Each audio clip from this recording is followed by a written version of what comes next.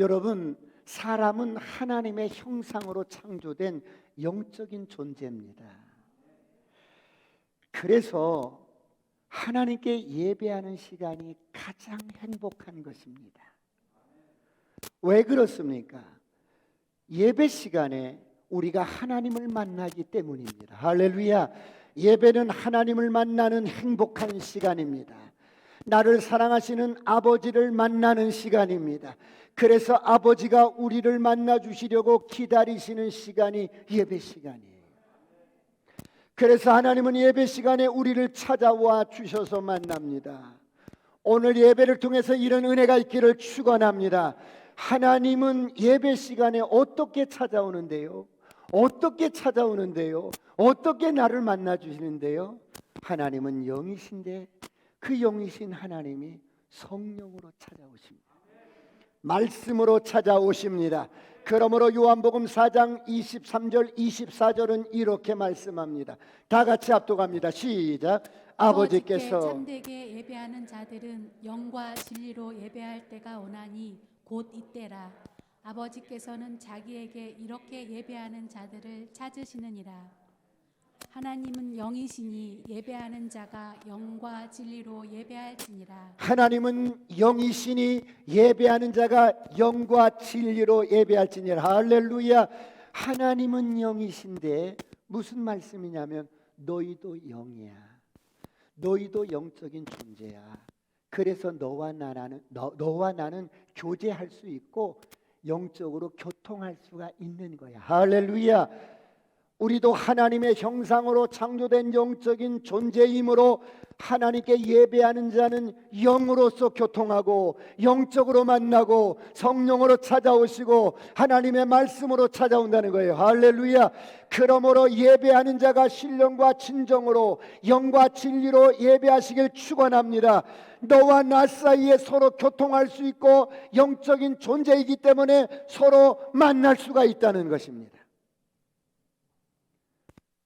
그러므로 예배를 사모하시길 축원합니다. 하나님을 만나기를 기대하고 사모하시길 축원합니다. 우리가 예배를 드릴 때 하나님을 만나기를 사모하고 기대하지 않고 습관적으로 예배 드리게 되면 나도 모르게 종교의 영에 잡히게 됩니다. 사람이 종교의 영에 잡히면 특징이 뭐냐면 삶의 변화가 없습니다. 수없이 예배는 드리는데 변화가 되지 않습니다. 예배만 드릴 뿐인 것입니다. 예배만 드릴 뿐인 것입니다.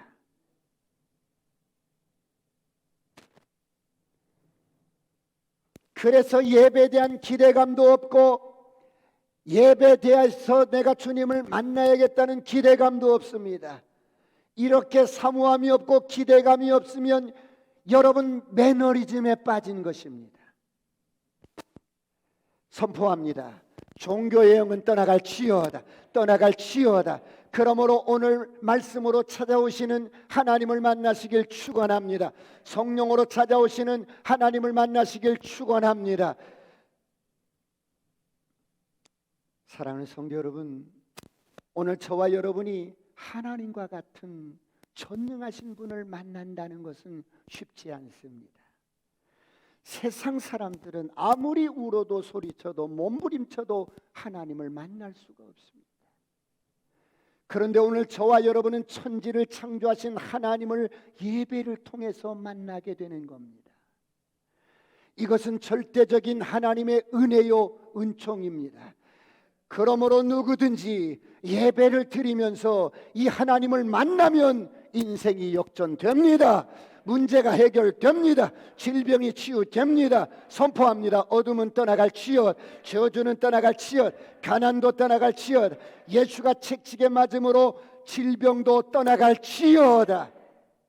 그러므로 예배 시간을 소중하게 여겨야 돼요. 여러분 예배 시간이 여러분 소중하게 여기고 내가 기대하고 내가 여러분 사모하면 예배 시간을 통해서 하나님이 우리를 만나 주실 때 생각지 못한 축복들이 주어집니다. 하늘문이 열어집니다. 인생이 역전됩니다. 우리 안에 있는 영적인 독소가 빠져나갑니다. 우리 몸의 질병이 떠나갑니다. 어둠이 떠나갑니다. 근심이 떠나갑니다. 염려가 떠나갑니다. 원망과 불평의 독소가 빠져나갑니다. 그러므로 예배를 소중하게 여기시길 축원합니다. 예배를 사모하시길 축원합니다. 예배 드릴 때 마음 문을 활짝 열고 드리시길 축원합니다. 우리 안에 있는 영적인 어둠은 세상의 어떤 것으로도 해결할 수가 없어요. 그런데 이런 영적인 어둠이 예배를 드리면서 나도 모르는 사이에 안개처럼 떠나버립니다. 주님이 빛이기 때문에, 주님이 생명이기 때문에, 주님의 빛이 임하면 어둠이 떠나갑니다. 생수가 부어집니다. 갈급한 내 영혼이 만족해 됩니다. 능력이 풀어집니다. 그런가 하면 예배를 드리면서 우리가 선포하는 고백들은 놀라운 것들이에요. 우리가 선포하는 그대로 즉시로 주님은 역사하셔요. 고백을 많이 하시길 축원합니다. 사랑하는 성도 여러분, 요즘 코로나 때문에 또 오미크론 때문에 두려워하고 또 근심하고 두려움에 잡혀 계신 분들이 계시는데, 여러분, 이런 두려움은 주의 이름으로 명하노니 떠나갈지어다. 평안이 부어질지어다. 축복이 부어질지어다. 지난 시간에 우리는 인생의 참된 위로에 대해서 말씀을 나누었습니다. 욥은 친구들과 대화를 나누면서 자기 속에 두 가지 자아를 발견합니다. 첫 번째, 내가 사람을 기대했구나. 내가 사람에 대해서 기대하고 사람으로부터 위로받기를 기대했구나. 내 안에 사람의 인정과 위로를 사모하는 마음이 많다는 것을 깨달았습니다. 그러나 내 마음을 진정으로 알아줄 사람은 없더라는 겁니다. 함께 사는 남편도, 함께 사는 아내도, 내가 난 자식도, 또한 우리 부모도, 어떤 좋은 친구도, 절친도 내 마음을 나와 같이 알아줄 사람은 없더라는 거예요. 이것이 인간의 한계라는 거예요. 누가 죽음을 대신해 줄 수 있습니까? 누가 내 인생을 대신 살아줄 수 있겠습니까? 누가 내 인생의 문제를 대신 해결해 줄 수 있겠습니까? 아무도 없다는 거예요.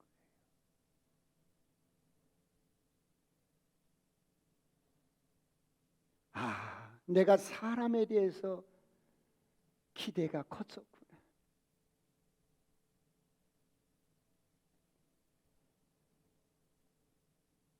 세상에 사람이 많지만 내 마음을 나와 같이 이해해주고 위로할 사람이 없다는 거예요. 함께 평생을 함께 살았던 남편도, 아내도, 내가 난 자식도, 부모마저도, 친구도 내 마음을 나처럼 친정 알아주고 위로해줄 사람이 없더라는 거예요. 그러나 세상 사람들은 내 마음을 몰라주어도, 부모는 내 마음을 몰라주고 남편은 내 마음을 몰라줄지라도 나보다 나를 더 잘 아시는 하나님, 나보다 내 마음을 더 잘 아시는 하나님, 나의 모든 것을 잘 알고 계시는 하나님, 그분이 우리의 참된 위로자입니다. 할렐루야.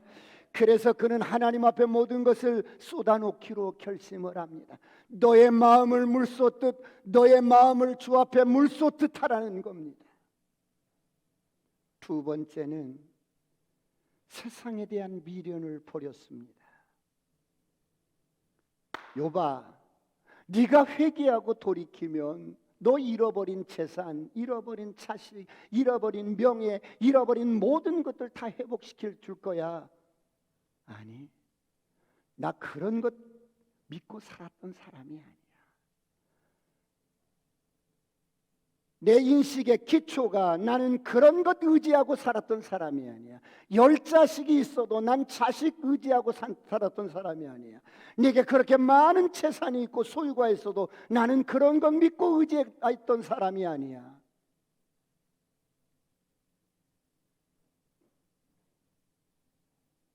나 이미 그런 것은 내려놓은 사람이야. 세상에 대한 미련은 다 내려놓은 사람이야. 여러분, 세상의 미련을 버리는 것이 비극입니까? 인생을 살아가면서 어느 한 순간에 반드시 우리는 이 두 가지를 내려놓아야 합니다. 이런 은혜가 있었으면 좋겠습니다. 할렐루야.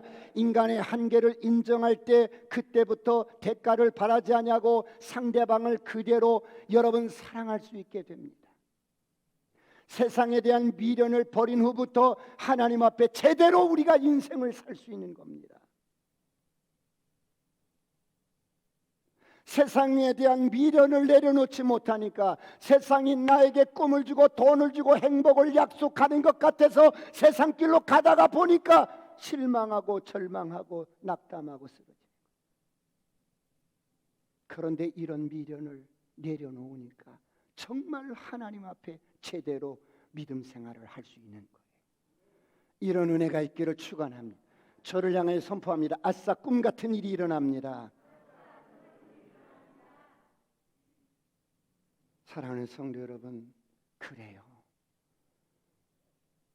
사람에 대한 기대를 하지 않아도 더불어 사는 사람을 내가 뜨겁게 사랑하고 무조건 사랑하고 섬기고, 그래요. 사람의 위로는 없을지라도 나를 위로해 주시는 그분이 계십니다.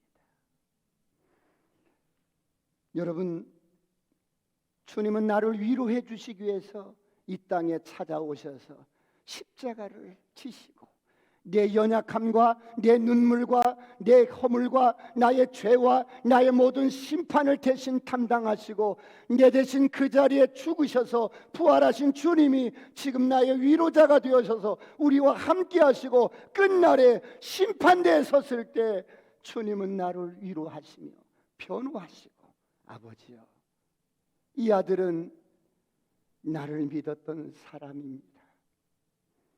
이 아들은 세상에 살면서 나를 믿고 의지했던 사람입니다. 여기 증거가 있습니다. 끝까지 우리를 위로해 주시고 붙들어 주실 줄 믿습니다.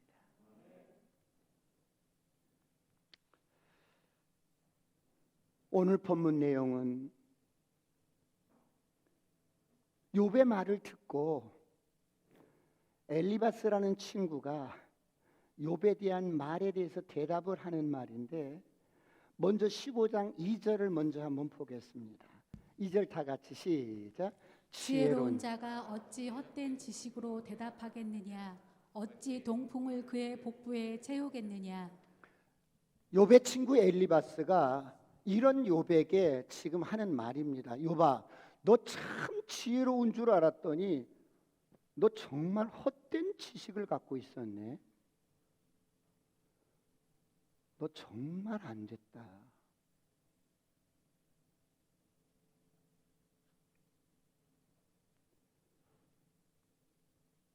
동풍을 헛된 배에 채우겠느냐? 동풍을 헛된 배에 채우겠느냐? 굉장히 의미가 있는 말인데요. 동풍은 동쪽에서 부는 바람입니다. 여러분, 이스라엘 지역은 동쪽에서 부는 바람은 아주 여러분 사막에서 불어오는 바람이기 때문에 건조하고 뜨거운 바람이에요. 그래서 이 바람이 불어오면 식물들이 자라다가 말라 죽는 거야. 그냥 죽는 거야. 도움이 전혀 안 되는 바람이 동풍이에요. 너의 지식이 동풍과 같구나. 너를 말라 죽게 하는 아무런 쓸모없는 지식이구나. 욥아, 너 지혜로운 줄 알았더니 고작 이거였니? 이런 식이에요. 4절을 다 같이 보겠습니다. 15장 4절 다 같이 시작. 참으로 내가 하나님 경외하는 일을 그만두어 하나님 앞에 묵도하기를 그치게 하는구나. 너 이야기 들어보니까 하나님 경외하는 것이 전혀 없구나. 너 기도한다고 그러더니 너 기도도 하지 않네. 이렇게 정죄합니다. 여러분, 왜 친구들이 이렇게 말을 합니까? 고난 앞에서 하나님 내가 잘못했습니다, 용서해 주세요라고 회개해야 하는데 회개를 욥이 않는 거예요. 이 고난은 나도 물론 죄인인 것을 아는데 이 고난은 나의 죄 때문에 온 것이 아니야. 나도 이 고난이 죄 때문에 온 것이 아니라는 거. 그래, 내가 이 고난은 죄 때문에 온 게 아니고 하나님의 어떤 의도가 있을 거야, 하나님의 어떤 깊은 뜻이 있을 거야 라고 이렇게 자꾸 말을 하니까 그 태도가 잘못됐다는 거예요. 그래서 5절 6절을 보겠습니다. 15장 5절 6절 다 같이 시작. 내 죄악이 내 입을 가르치나니 내가 간사한 자의 혀를 좋아하는구나. 너를 정죄한 것은 내가 아니요 내 입술이라. 내 입술이 내게 불리하게 증언하느니라. 욥아, 너 말을 들어보니까 네가 확실히 죄인인 것이 맞구나. 내가 너를 죄인으로 정죄하는 것은 내가 아니라 네 말이 그렇게 듣고 보니까 네가 꼭 죄인이야.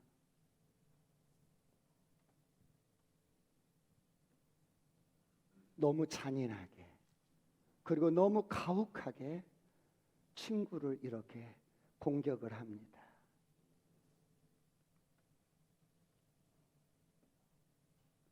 네가 죄인인 것이 확실하고 이 심판은, 이 고난은 지금 죄 때문에 온 것이 확실한데 너는 자꾸 이 고난은 죄 때문에 온 것이 아니라 하나님의 어떤 섭리와 어떤 깊은 뜻이 있어서 고난이 온 것이라고 말을 하는 네가 지금 잘못된 거야. 10절을 보겠습니다. 우리가 지금 어떤 사람인 줄 알아? 10절 다 같이 시작. 우리 중에는 머리가 흰 사람도 있고 연로한 사람도 있고 내 아버지보다 나이가 많은 사람도 있느니라. 내가 너보다 나이도 많잖아. 나이로 따지면 너희 아버지 뻘 되잖아. 그런데 왜 말을 안 듣는 거야? 욥의 친구 가운데 욥보다 훨씬 나이 많은 사람이 있었나 봐요. 그들이 왜 왔어요?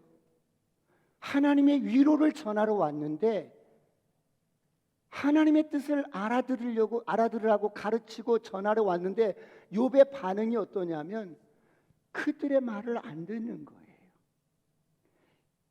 그들의 말을 안 듣는 거예요. 그들의 육신적인 관점에서 하는 말을 안 듣는 거예요. 여러분, 욥만 그럴까요? 오늘 저와 여러분이 인생을 살아가면서 사람과의 관계 속에서 어떤 때는 여러분 육신의 소리를 이렇게 들려올 때가 있어요. 그럴 때 어떻게 해야 될까요? 첫 번째, 육신적인 말은 마음에 담아두지 마세요.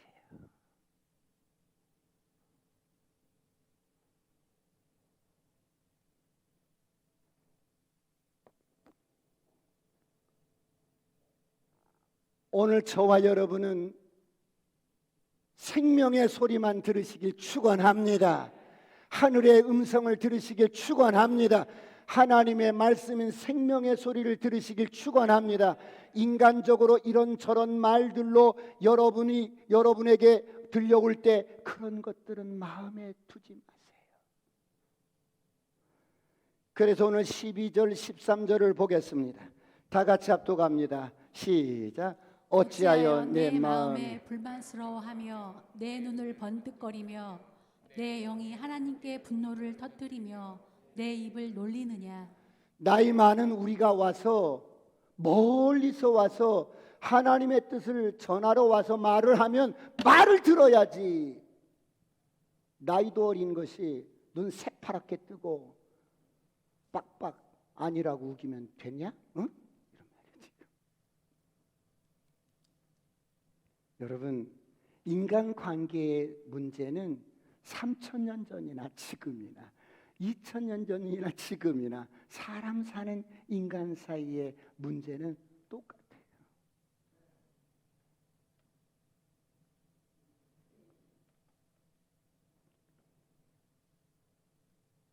어른이 뭔 말을 하면 알아들어야지. 눈 똑바로 뜨고 시퍼렇게 뜨고 아니라고 대들고 그러면 되겠느냐 이 말이에요. 그런 태도를 가진 욥에게 막 이들이 저주를 퍼붓는 내용이 15장 남은 부분들이에요. 자, 이런 친구들의 말을 듣고 욥이 대답을 해요. 오늘 16장 1절 2절을 보겠습니다. 1절 2절 다 같이 시작. 욥이 대답하여 이르되 이런 말은 내가 많이 들었나니 너희는 다 재난을 주는 위로자들이로구나. 나 그런 말 많이 들었어. 진짜 많이 들었어. 죄의 결과는 심판이요 죄의 결과는 고난이라는 말 많이 들었어. 고난이 죄의 결과라는 말 많이 들었어. 그런데 너희들은 나를 위로하는 것이 아니라 오히려 나에게 재난을 주는구나. 나에게 괴로움을 주는구나. 나를 위로한다고 너희들이 나를 괴롭히는 거라. 아, 정말 너희들 진짜 나쁜 친구야. 나 같으면 고난당하는 친구 앞에서 이렇게 하겠다 하고 욥이 오늘 4절에 이렇게 말합니다. 다 같이 4절을 볼까요? 나 같으면 이렇게 고난당한 사람에게 이렇게 말하겠다. 시작. 나도 너희처럼 말할 수 있나니 가령 너희 마음이 내 마음 자리에 있다 하자.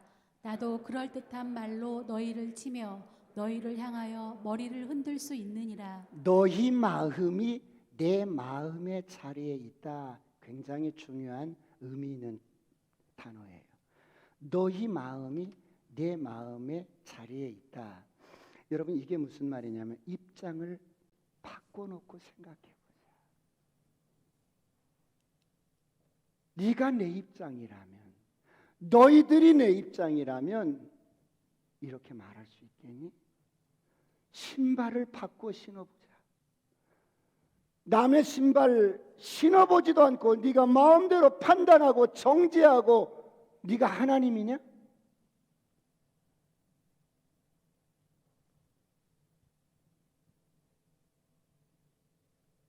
내가 너희들이라면 5절 다 같이 보겠습니다. 5절 다 같이 시작. 그래도 입으로 너희를 강하게 하며 입술의 위로로 너희의 근심을 풀었으리라. 난 내가 너희들이라면 나 비난하지 않을 거야. 상처 주지 않을 거야. 너희들의 근심을 풀어주려고 애를 썼을 거야.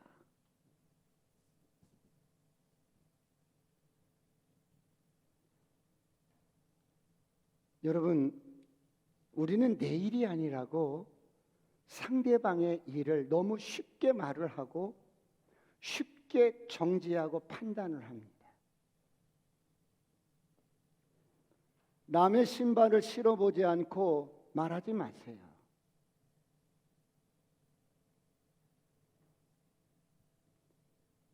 그러나 욥은 17절에 이렇게 고백을 합니다. 17절 다 같이 시작. 그러나 내 손에는 포악이 없고 나의 기도는 정결하니라. 너희들은 나를 그렇게 악하게 몰아치고 정죄하고 판단하고 상처를 주지만 나는 그렇게 하지 않겠어.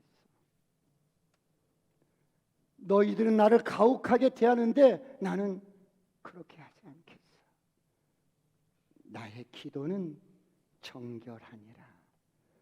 하나님께 기도를 멈추지 않고 원망하고 불평하지 않고 그대로 이 현실 그대로 받아들이겠어. 이렇게 말하는 거예요.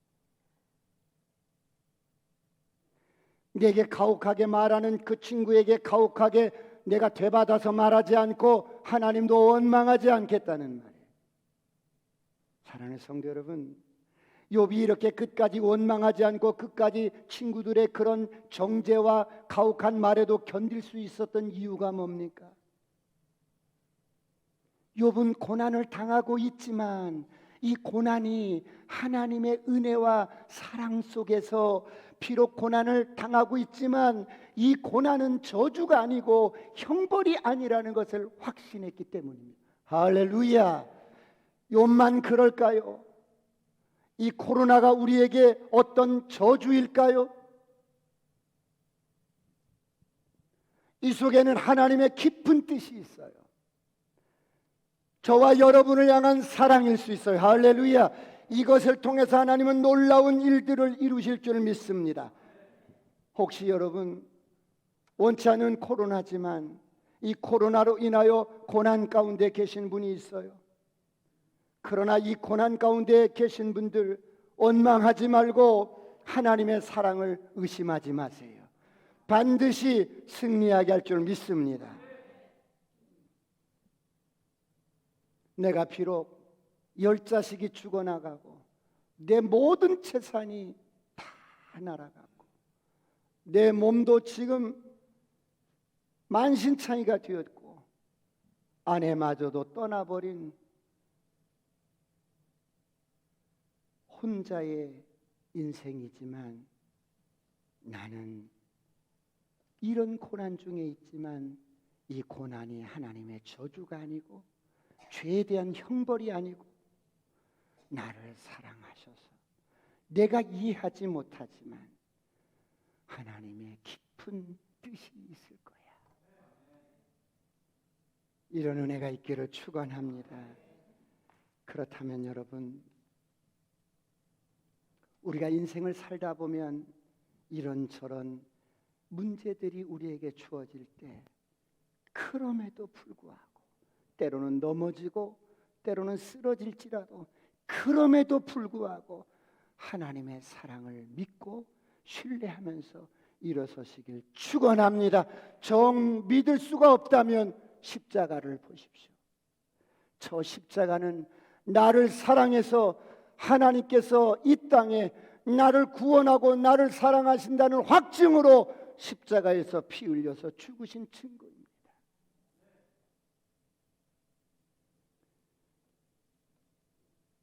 나를 의롭다고 여기시고 나를 괜찮다고 여기시고 내가 받아야 할 모든 죄와 형벌을 대신 지신 하나님의 사랑이 십자가에 나타났기 때문입니다. 오늘 이 사랑으로 끝까지 승리하시길 축원합니다. 두 번째, 그렇다면 우리가 인생을 살아가면서 수많은 환경 속에서 우리가 놓치지 말아야 할 것, 그것이 무엇일까요? 두 번째, 하나님이 나의 증인이라는 것.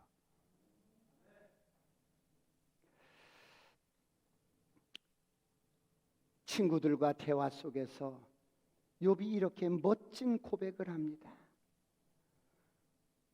내가 사람 앞에서 어떤 증명을 해 보이고 싶고 내가 옳다고 막 우기고 싶고 이게 아니라고 막 설득시키고 싶은데 도대체 사람들은 생각의 틀이 있어서 설득이 되지 않고 진실을 받아주지 않고 나를 몰라주는 거야. 그럴 때 욥이 오늘 19절을 다 같이 보겠습니다. 다 같이 시작. 지금 나의 증인이 하늘에 계시고 나의 중보자가 높은 데 계시니라. 많은 사람들 사람 앞에서 내 결백을 증명해 보이려고 하고 내 옳은 것을 증명해 보이려고 하지만 사람이 어디 그렇게 내 마음같이 되지 않잖아요. 그런데 믿음의 사람들은 이런 고백을 하는 거예요. 하나님이 나의 증인이시다. 할렐루야. 하나님이 저와 여러분의 증인이심을 믿으시길 축원합니다. 다들 나를 오해하고 있어요. 없는 말을 만들어서 나를 억울하게 하고 있어요. 그래서 내가 너무 힘들어요. 나 정말 그런 사람이 아닌데 나 그런 사람 취급받았어요. 이런 사람과의 관계 속에서 여러분 갈등과 오해가 생길 수 있습니다. 그때 사단이 속삭입니다. 야, 네가 옳은 것을 증명해야 돼. 너 따져서라도 증명해야 돼. 너 끝까지라도 증명해야 돼. 싸워서라도 네가 이겨야 돼요. 속삭일 때 아니, 하나님이 나의 증인이십니다. 할렐루야. 여러분, 목사인 저에게도 많은 어떤 문제들이나 이런저런 일들이 나에게도 있습니다. 그런데 그럴 때마다 제가 무슨 힘으로 이기겠어요?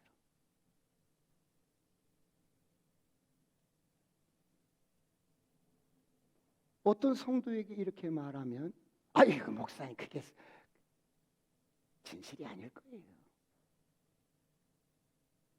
진실을 몰라주면 억울하고 속상하고 이해 못할 때가 있지만 그럴 때 어떻게 해요? 내 생각을 내려놓는 거예요. 내 감정을 내려놓는 거예요. 내 느낌을 내려놓는 거예요. 그리고 하나님의 말씀을 붙드는 거예요. 오늘 19절 다시 한번 보실까요? 시작. 지금 나의 증인이 하늘에 계시고 나의 중보자가 높은 데에 계시니라. 나의 증인은 내 마음 액면 그대로 이 진실을 증명해주고 변론해주고 알아줄 사람은 하나님이셔.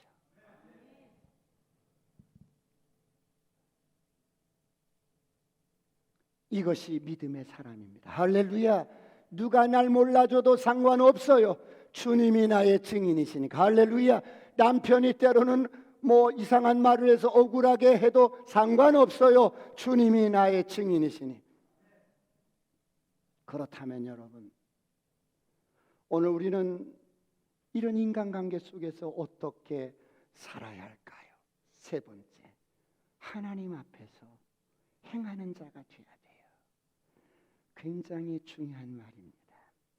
세상 사람들은 하나님 없이 사니까 너는 너고 나는 나야. 이해관계입니다. 세상 사람들은 하나님 없이 사니까 너는 너고 나는 나야.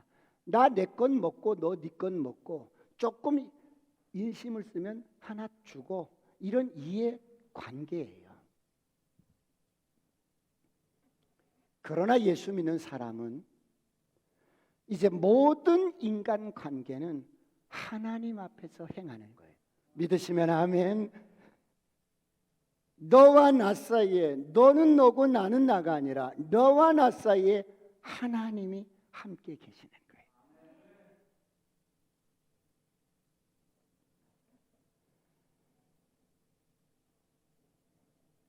너와 나 사이에 하나님이 함께 계셔요.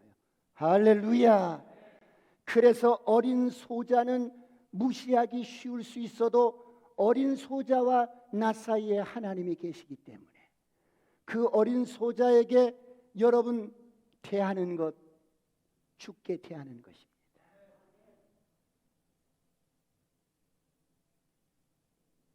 사랑하는 성도 여러분, 우리가 인생을 살면서 가장 큰 연단은 사람과의 관계를 통해서 오는 거예요.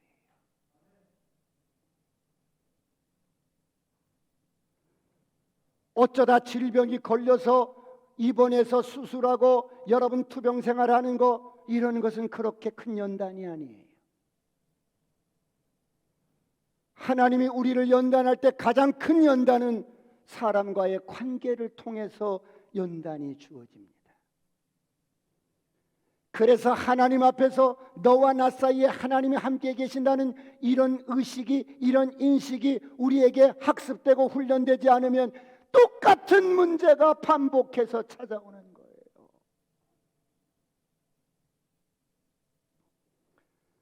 그래서 사람과의 관계에 어떤 문제가 여러분 훈련되지 않으면 그렇게 어렵게 들어간 직장에서 진짜 싫은 사람이 있는 거야.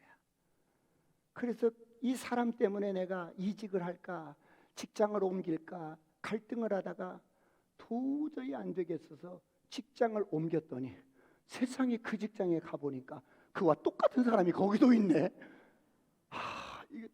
이거 어떡하지?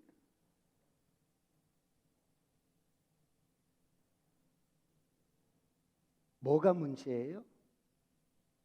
그 사람이 문제예요?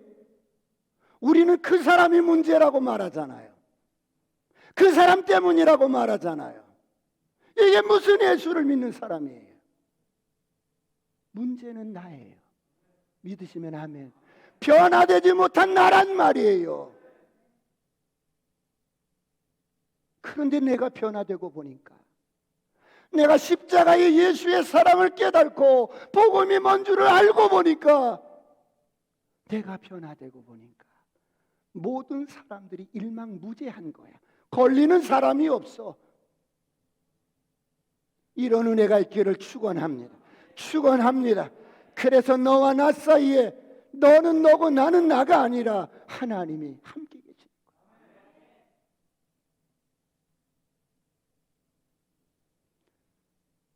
대상만 바뀌어졌지 똑같은 사람이 가는 곳마다 있는 거야.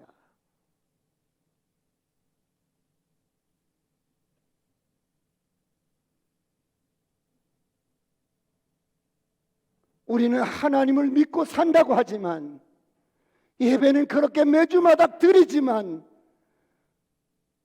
하나님 없는 것처럼 살아요. 하나님이 보이지 않는다고 함부로 말하고 행동하고 사람과의 관계를 그렇게 하고 사는 거예요. 그러나 우리 사이에 누가 있어요? 하나님에게. 남편과 아내 사이에 누가 있어요?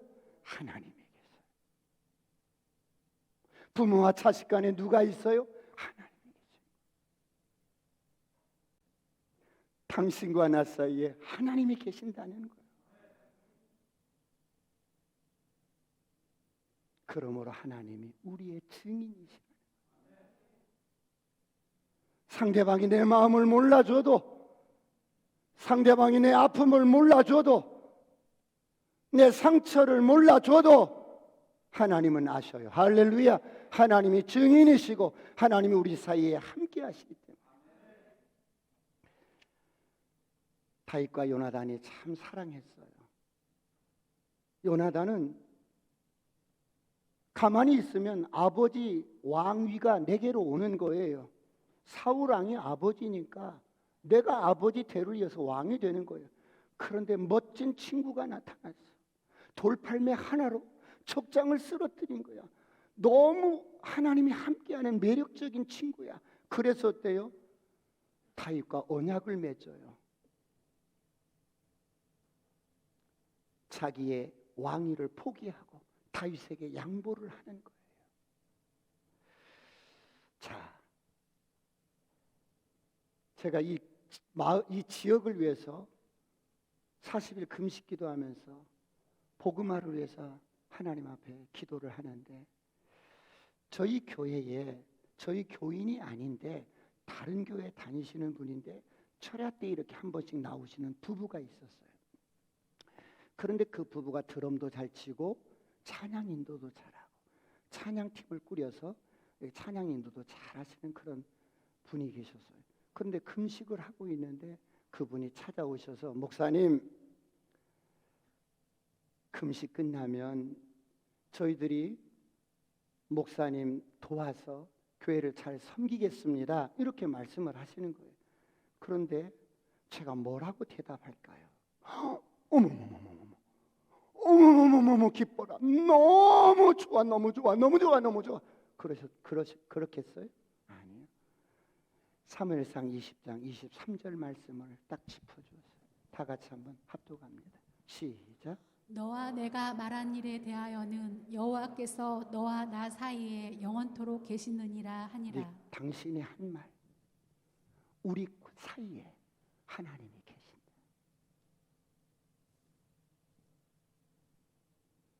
너와 내가 말한 이 일에 대해서는 하나님이 증인이시야.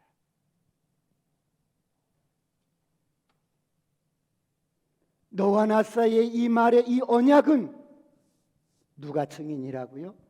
하나님이 증인.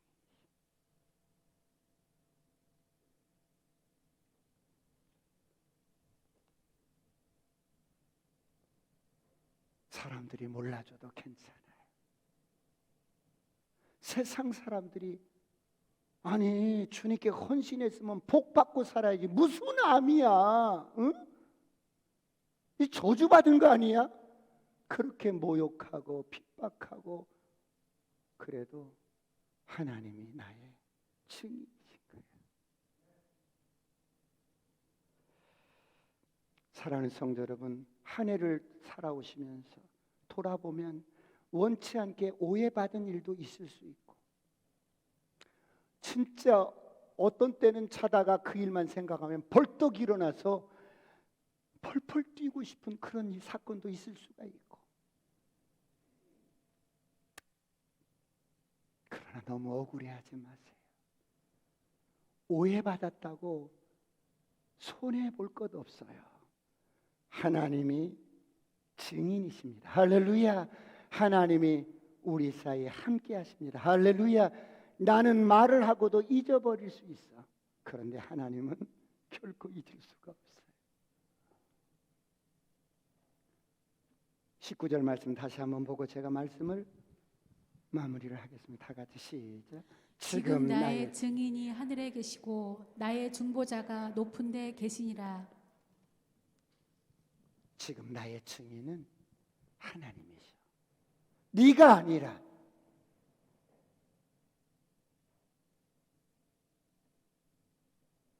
연약한 사람을 기대하고 사람을 바라보면 휘청거리고 속상해하고 억울하고 기분 나쁘고 섭섭해하고 못 견딜 수 있어요. 그러나 나의 증인은 하나님이십니다. 할렐루야. 이런 은혜가 있기를 축원합니다. 축원합니다. 그러므로 억울한 일을 당해서 그 사람을 가둬두고 있는 사람이 있어, 억울한 일을 당해서 내가 상처를 입어서 그 사람 풀어주지 못하고 용서하지 못하고 내 마음속에 감옥 속에 가둬둔 사람이 있어. 오늘 혹시 그런 사람이 있으면 풀어놓아 드리길 축원합니다. 풀어질지어다. 풀어질지어다. 풀어질지어다. 욥이 이런 진실한 고백을 했을 때, 여러분, 하나님은 분명히 욥에게 음성을 들려주셨을 거예요. 욥아, 고맙다. 내가 너의 의로움을 안다. 너는 정직하고 온전하며 내 앞에서 항상 의롭게 살았지. 내가 너를 사랑한다. 이 고난을 통해서 내가 위대한 일을 행할 거야. 할렐루야.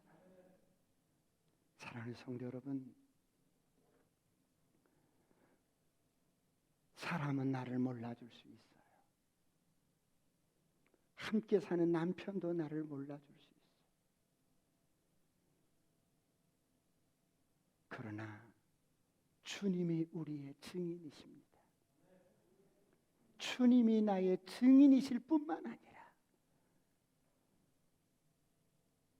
심판대에 섰을 때 주님은 나를 변호해 주실 것입니다.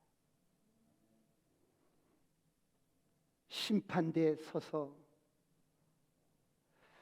하나님 앞에 마지막 심판을 받는데 내가 부끄러워서 얼굴을 들지 못하고 고개를 숙이고 고개를 떨구고 어깨를 축 늘어뜨릴 때 나의 증인 되신 주님이 내 곁에서 나를 변호해 주실 것입니다. 아버지여, 이 종은 나를 믿었던 사람이고 나를 의지했던 사람입니다.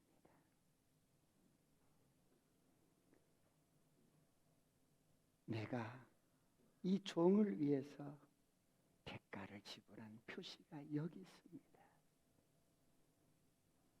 이 아들의 죄와 허물을 내가 담당했습니다. 이렇게 우리를 변론해 주실 좋으신 우리의 증인 되신 주님과 함께 올 한 해를 잘 마무리하시길 축원합니다. 기도하시겠습니다.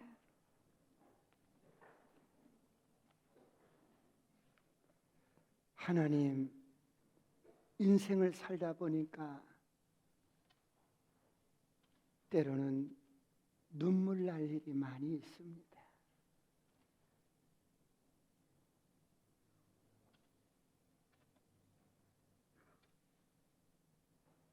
함께 살던 남편도 아내도 부모도 자식도 나를 몰라주고 왜곡할 때가 있습니다. 그럴 때일수록 하나님이 나의 증인이신 것을 알고 하나님 믿음으로 승리하게 하여 주옵소서. 다 같이 한번 통성으로 1분 동안만 주여 삼창하시고 간절히 기도하시겠습니다.